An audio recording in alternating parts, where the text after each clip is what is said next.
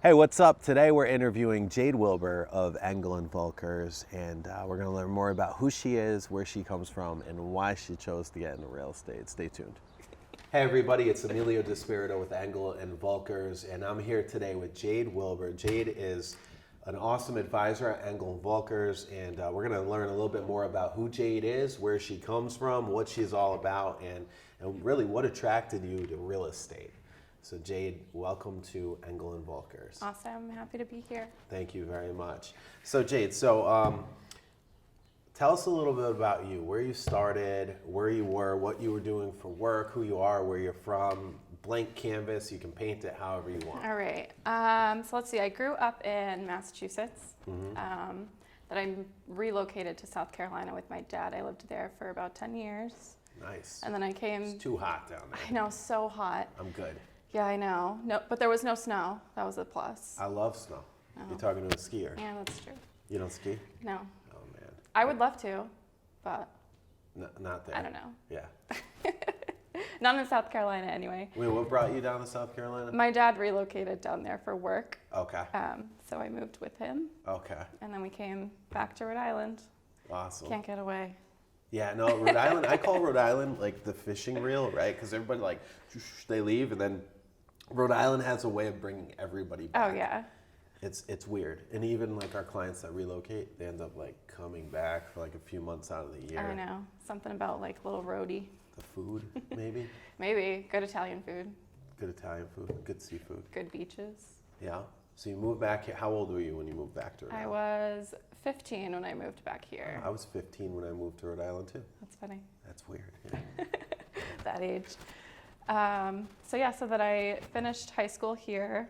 And then I went to Bristol Community College for a couple years. Attleboro? It was in Fall River. Oh, the one in Fall Yeah. River. Okay. Yep. Yeah, so I went there for a few years.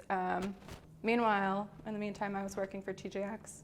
I started there when I was 16, once I came back here. And I've been there as long as I could work. I was there for Love 10 TJ years. Maxx. So TJ Maxx, like Home Goods, right? You were at Home Goods? I was at Marshall's. I did a little bit of everything. So with that company, I was able to do a couple different stretch assignments. I've worked in the financial department and home office.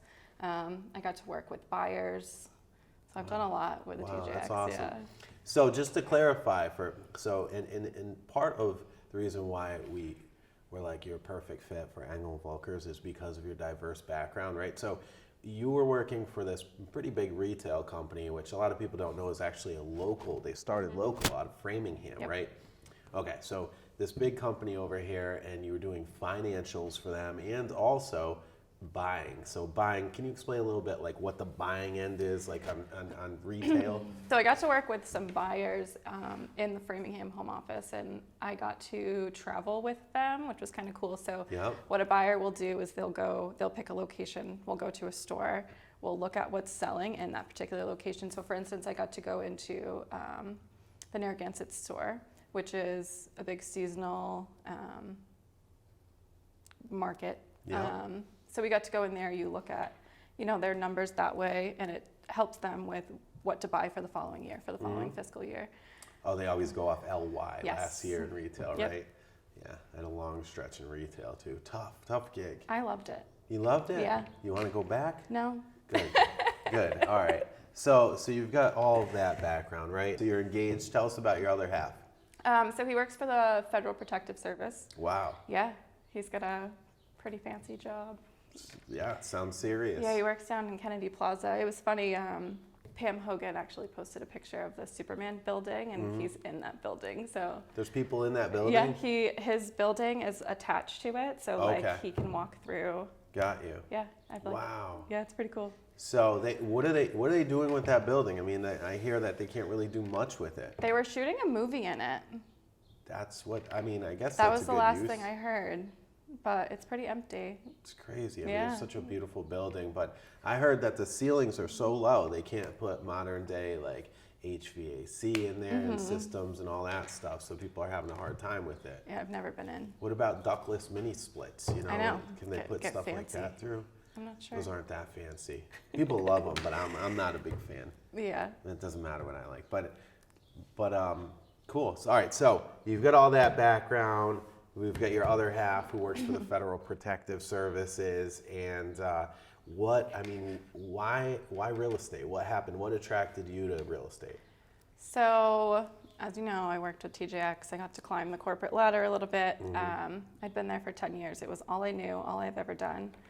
And I don't know, one day I just had this epiphany, and I was like, I don't want to be just a number on this corporate ladder. Like, in a corporate world, that's kind of all you are. And some people, it's for them. They can do the 9 to 5.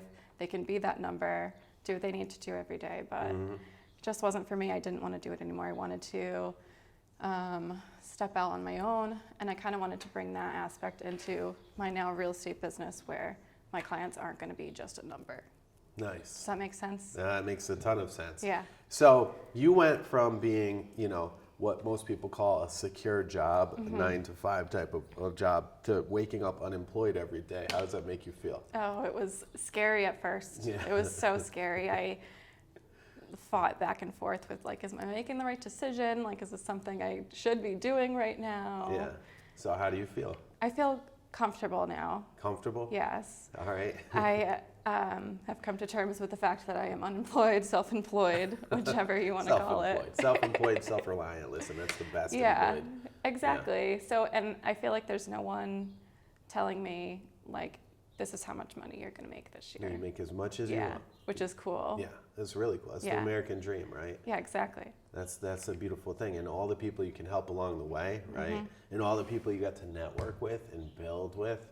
It's crazy. That's been awesome too. The real estate industry is so supportive. I want to say, like, as soon as everyone was like, "Oh, Jade's a real estate advisor," people are reaching out left and right, like, "Oh, let's grab a coffee. Let's talk about this. Let's do that." Yeah. So even in a short period of time, I've met so many people in the real estate industry. So it's been really cool. You get to pick all their brains, hear all their stories, understand where they're coming from. And so what I love about real estate too is, like yourself, everybody comes from such a diverse professional background. Let's talk about how you connected with Engel & Volkers. There's a lovely lady named Michelle, right? Yeah, I love Michelle. She's great. All right, so tell us a little bit about Michelle Snorin. So it's funny. So Michelle, I actually met through my almost father-in-law. Michelle's one of our advisors, key advisors over at Engel & Volkers. We met her through a real estate transaction that my family was doing. Yeah. Oh, I didn't know that. So my family just kind of worked with her. Like, we were always drawn to Michelle. She's awesome. She's really good at what she does. Devil Wears Prada. Yes. The main character. Oh What's my that God, lady's she's name? great. So, like, Michelle reminds me of Meryl Streep from Devil Wears Prada. Yeah, 100%. Right? Yeah, right? Like, just like that type of person that just garners respect, but she's like a little sarcastic, but fun, like at the same time. I don't know. And she's introduced us to so many great people. Yeah, and she's awesome. You being one of them, right? Wow, that's crazy. So she helped you with real estate, or she helped your family with real estate, and that's how you met her. Yeah, so that's how we met. And then we just connected again, and I told her I was interested in getting started in real estate, and she was like, well, come on over, we'll have a drink and you can sit down in my house. And so she welcomed me into her house, and we sat and talked for about 2 hours about real estate. Did you meet Macaroni and Cheese, the goats? Yes, Yeah? the baby goats. Funny, because Macaroni and Cheese are actually from our farm. Your farm? Yeah. Well, you have a farm? Yeah. So now you have I didn't know you have a farm. Yep, my fiance's brother. All right. Yeah, he has all these goats and chickens. So. And I was there when the babies were born. That's amazing. So if you want to get a goat, you can contact Jade Wilbur. She can also connect. She's also a goat broker. Right. Goat cheese is the best, by the way. I love goat cheese. Yeah, I hear it's hard to make. I've never tried. Do they make goat cheese? I'm not sure if they make goat cheese. What do they do? should try. Do they slaughter the goats? What do they do with the No, goats? they're just pets. Good, because I love goats. Yeah. I don't even They're know just if there. Can you eat goat? I think so, but I don't know. I wouldn't think I've ever recommend had it. I don't know. But yeah, they're just pets. They hang out in their backyard. We go over all the time. Oh, to that's just, awesome. Yeah. Yeah. They're like dogs. Yeah, they're so cool. So I remember when Mac and Cheese were born. I was there. Oh, that's so cute. That's awesome. So now, all right, so you jumped into real estate. You're doing very well. You're already working with buyers and sellers and covering listings, and you know, you hit the ground running, right? What is your typical day in real estate look like for anybody that might be, you know, interested in what you do with the day by day, or anybody that's thinking about real estate? What does that look like, and is it what you expected? Yes and no. I have been busy. I feel like like with these listings, my phone's ringing nonstop. I'm answering unknown phone calls now, which I never did before, which is so funny because I'm like, I never answered unknowns, and now I'm like, this is Jade, real estate advisor. How can I help you? Like, it's so funny now. That's awesome, yeah. And then I think it's really great too, like with the DiSpirito team, you get us on that phone call at 7 a.m. So like, there's no excuses. Like, you're up, you're at it, and then that's going to start your day. That's going to set your day, your pace for the day. Yeah, I agree. You know, the truth be told, I somewhat selfishly started that call to get myself accountable, right? Because Yeah, like that's when you're exactly what it accountable does. to other people, it brings you up, right? So I'm like, oh, I got to get on that call, and I'm an early riser, right? Are you an early riser? Yeah, Right? I'm up at like 6 every morning. Good. But don't you find that like when you get started during the day, when you're around wonderful people, it just totally lifts you up. Oh yeah. Right? Especially if you get up on the wrong side of the bed. I mean, I get up on the wrong side of the bed. Sometimes we all do. We're human, right? Yep. And then you get on that call, and let's talk about that call real quick, right? So I don't know if you got the schedule down pat yet, because it takes a little while to know it. But, I think I got it. all right, so every Monday we do what? There's an advisor tip. Advisor tip. So each advisor will share a tip on Monday morning. We'll rotate. Yep. So you're coming up, is it next week? Next week is Isabel. All right. And then I'm the following week. All right, and then we go by seniority, right? So, all right. So you're the following week. All right. Do you already know what your tip is going to be to the team? No idea. All right. Are you thinking like, what am I going to share with these guys that they don't already know? So it's so funny. I was having a conversation with Isabel, and she was saying how she had just done her advisor video, and she was like, I went in with this script, and she's like, and then Taylor told me not to use the script, to just like talk. She did great. Yeah. Her video. So I think I'm just gonna, I'll think of something the day before and then be like, this is what I'm gonna talk about. Isabel's other half, Justin, they actually work with really? Our folks over at NAMRA. Yeah, it's funny because they're great. They probably practiced or whatever, and then when she came and did the interview with Taylor, he probably said, just crumple it, throw it away, just go. Just go regular, just go as yourself, right? Yeah. But yeah, so Isabel Mota is one of our advisors as well on the DiSpirito team, and Justin is our other half, and great couple. So cool. All right, so we got the Monday tip. Now Tuesday, what are we talking about? Buyers or Tuesdays. Buyers, right? So what are some of the things like as a team that we can discuss about our buyers, or what? Like, what do we discuss exactly that you found helpful? So we will discuss what buyers we're currently working with, which is kind of cool. And then everyone kind of gives an idea of like what their buyer is looking for also. So if we know of something that's coming on the market, we can be like, oh, hey, look, I know this is popping on the market in a week or two. Like, your buyer might be interested. That's awesome, right? And then we were also talking about how we can, and we exchange ideas on how we can win offers. Because right now, we happen to be in a super historic seller's market, and when you get to collaborate, it takes a village. And when you get to collaborate with other, high-end, top-producing agents, you really, maybe you have insights on the market or insights on listings or ways that are going to help your client win. It's like going to the courtroom with the best attorney. You're gonna win. You know what I mean? Most likely. Yep. So cool, that's awesome. Yeah. And then Wednesdays, what do we do with Wednesdays? We get an off day on Wednesday. We can sleep in a little bit. What actually happened is we actually had a Zoom day on Wednesdays, right? And it was like 9 a.m. This was before your time with us. And, we just all got so sick of Zoom. And then we were like, let's just take a break from Zoom. Everything was on Zoom, during COVID. So, all right, so then we got Thursdays. Thursdays is Sellers. Sellers Days. Now, at Engel & Volkers, we are a listing-focused real estate company, right? Well, we help buyers, and we do a great job with that. roughly 70% of our business is listings, right? Right. So what do we talk about on the listing day? So on Seller's Day, I usually talk about what we have coming up and price points, areas, things like that. Yeah, and also different challenges that our clients might have when they're buying and selling congruently, and then we come together as a team and really help each other out with that. And then Fridays, Tip. team leader tip. Yep. Yeah. So and today I gave you guys just a bunch of business advice because as we discussed today, right, as an advisor, real estate advisor working for a company like Engel & Volkers, you are self-employed, right? Cool. Now, what did you think your day was gonna look like as a real estate agent before you got into this? I'm curious. I don't know. I think I expected. I don't know. It's like hard to say. Like, Yeah.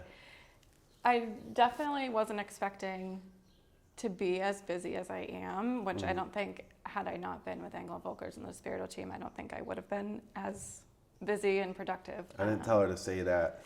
Thanks for that free plug. Sorry. That's great. No, don't be. Am I supposed to say things like that? I don't know. Please keep it going. But Talk you up. no, but I've that's a lot of our advisors say that. And, what do you think you chalk that up to? Why are you so much busier under our systems and platform than you would be if you went to any of the other brokerages or? I don't know. I feel like Engel & Volkers just puts so much thought into marketing. So I feel like when people see Engel & Volkers, they think luxury. And I think even in that price point under, $450, under that, people are still thinking like, oh, Engel & Volkers is the guy. Like, they're selling these big properties. They can sell my little property and market it so much better. Or I don't want to say better, but... Way better. No, we market it better. Yeah. Yeah. And I think that stands out even at a smaller price point too. So I think as much as we're getting these big listings, you're getting the small listings too. That's where we come from, right? Like I grew up blue collar. I don't know, did you? Yeah. Yeah. Yes and no. Silver spoon, but no. I'm just kidding. But ultimately, and when Engel & Volkers approached us, I was like, why? Blue collar guy, why? Yeah. But ultimately, so Engel & Volkers is like the Mercedes-Benz. Did we explain this to you? Yeah. Can you give this analogy? So I've heard you say it and compare it to the Capitol Grill. Oh, I love the I Capitol love that Grill. analogy. Yeah. So you want to give the analogy? Can you I can't reiterate it myself. Oh, come on. I can try. Yeah, give it a shot. Okay, so when you go to the Capitol Grill, you're expecting that top of the line service. Like, you pull your car up, somebody gets in your car, they park your car for you, you can walk in. Are they throwing you out of your car like Grand Theft Auto? No way. Okay. That'd be terrible if they did that. Are they opening the door for you, for your date? Yeah, exactly. Yeah. It's just like the little touches, like those little extra Agreed. extra things. I never explained it with the valet, because I don't valet. I hate valet. I do. Because my car's always a mess. Because I usually have heels on, and I'm like, I'm not parking way up in Providence. Yeah, I leave my heels in the car, but it's usually they get in, they gotta kick a couple water bottles out of the way. We live in our cars, right? Oh my God, yeah. Let me ask you something. So are you, when you're taking buyers out, are you putting them in your car, or are they following you, or are you just meeting them there? I am putting them in my car. Yeah, okay. That's how I used to do it too. Yeah. Lately, I've been setting up, I'm working with a buyer right now who her schedule is kind of crazy, so she'll have like one day off.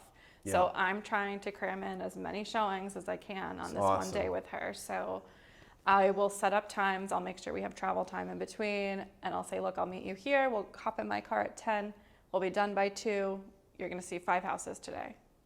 Wow. So, and we'll just hop in and we'll just go for a ride. Yeah. Yeah. No, that's great. And you get to hang out and build rapport and stuff. I mean, we get to become great friends with our clients. Yeah. It's crazy. I know. It really is. It's awesome. You build these connections with people. I know. I already, don't want these people, like our current sellers, I'm like, I don't want you guys to go to Florida. Like they invited me out for a drink the other day. I didn't get invited for a drink. Wow. They were like, oh, You after tell Mitch and Roseanne. They're so funny. They were like, oh, after your open house, come meet us here. I'll buy you a drink. And I was like, no. Maybe after we sell your house. Yeah, right. It's like it's They're crazy. great. You go from one appointment to the next, and it's been nonstop. I remember one of our first open houses when this crazy market started. We had over 90 people there, right? It kind of became a regular thing, but we were like, wow, we're getting so many calls. We had a video crew. We had Namra Consulting come out, videotape the whole thing. NBC 10 used the footage, right? That's so for cool. it. And now you recently did an open house at one of our listings in Cranston, and you had a ton of people there. How did you manage all that traffic? What did you do? So we got kind of lucky. I had Isabel with me that day too. Isabel Mota, we were just talking about her. She helped me out a lot that day. But the traffic was steady. It didn't all come at once. Yeah. I kind of had like one group would come in and go through, and then another group would pull up, and it was just timing was perfect that day. Yeah. So I didn't have more than one group in the house at a time. Oh, wow. I got really lucky. Yeah, you did. Oh my God. Even Isabel was like, this never happens. No, never, right? Isabel is usually there, and then people are just like running in, packing in like sardines. It's crazy. And No, it's I like, got good timing. It's almost to the point where you said, you want everybody to have that kind of personal touch and that experience. With these open houses, how busy they are, it makes it kind of hard to do that. So I like, one of the things that you're doing is bringing another advisor with you to make sure that you can talk with people, answer their questions, walk them through, our clients' homes and whatnot. I think that's so important. Yeah. In most other states, they use lock boxes everywhere, and in Rhode Island, we're so old school. Yeah. But for me, I'm like, well, what is, I know what their agent is doing behind the scenes, but I feel like we should be there showing the house, right? I've had a couple instances with that already where it's like a lockbox and you just show up and you walk through, and I'm like, why wouldn't you want to be there? Yeah. Like, why wouldn't you want to be there to talk this house up, to sell this house? So I don't. We look at that as doing our client a disservice if we're not there. Yeah, exactly. Right? We don't lockbox anything. I got tear downs that we list sometimes. You would never live in some of these houses. They're vacant, they're tear downs, they're pre-foreclosure. They need a ton of work, and we go and we show these homes. Right? It's important. Yeah, super important. Definitely. Cool. Any closing remarks? Anything you would want to share with anybody who's thinking about, buying real estate, selling real estate, anything at all? I would say lock down a good realtor first. Find someone who's gonna devote the time to you. And a lot of the times the realtors are gonna have the lender's phone numbers. They're gonna have contacts for you. So I think that's super important, where someone is able to recommend somebody else to you. I agree. I think word of mouth is absolutely huge, right? Now, how are they finding that realtor? What's the best ways to find a realtor? I think everything mostly is on the internet these days, but also, again, word of mouth, referrals, things like that. Do you find that Google reviews are the new word of mouth? I think so. I believe so. I think so too. I think this is a very big cyber age. Everyone is on social media platforms. You gotta be, right? Yeah. So they start there. So they contact you, you're a realtor. You connect them with a top-notch mortgage originator, make sure that they get the right, that they're not overpaying for closing costs, fees, and all that stuff. And somebody that's gonna take care of them along the whole way, answer all those questions and service them, Capital Grill style, the way you do. Right. All right, cool. So you're taking them through the process. Then what's next? Take them on showings? Yeah, we're gonna go on showings, lots of showings.